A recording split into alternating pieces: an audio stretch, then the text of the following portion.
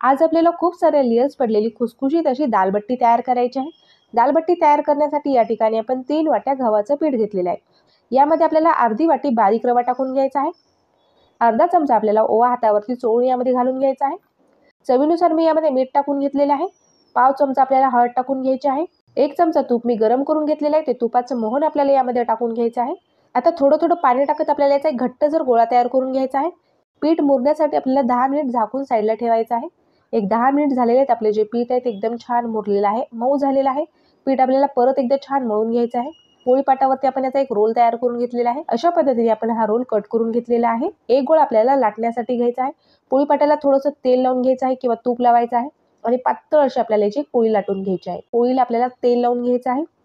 पोळीचा एक कोपरा आपल्याला दुमडून घ्यायचा आहे। पोळीची दुसरी बाजू देखील आपण दुमडून घेतलेली आहे। अशा पद्धतीने आपण फोल्ड करत या पोळीची घडी तयार करून घेतलेली आहे। तयार झालेली घडी आपल्याला अलगद एकत्रित करायची आहे आणि याचा एक गोळा तयार करून घ्यायचा आहे। अशा पद्धतीने आपण याचा गोळा तयार करून घेतलेला आहे। यामुळे आपल्या बट्टीला खूप साऱ्या लेयर्स पडतील आणि 15 मिनिट आपल्याला याला छान असं वाफवून घ्यायचं आहे। आपली जी बट्टी आहे ती एकदम छान शिजलेली आहे। थंड करून आपण 4 भागामध्ये कट करून घेतलेला आहे। बट्टी तळण्यासाठी कमी गॅसवरती आपण तेल छान गरम करून घेतलेलं आहे। यामध्ये आता आपल्याला 3 ते 4 तुकडे सोडून घ्यायचे आहेत। मध्यम गॅसवरतीच आपल्याला खमंग आणि खुसखुशीत ही बट्टी तळून घ्यायची आहे। बट्टी मस्त अशी तळलेली आहे, छान लेयर्स पडलेले आहेत, याच्या लेयर्स छान ओपन झालेले आहेत। डिटेल रेसिपी बघण्यासाठी व्हिडिओच्या त्रिकोणावरती क्लिक करा।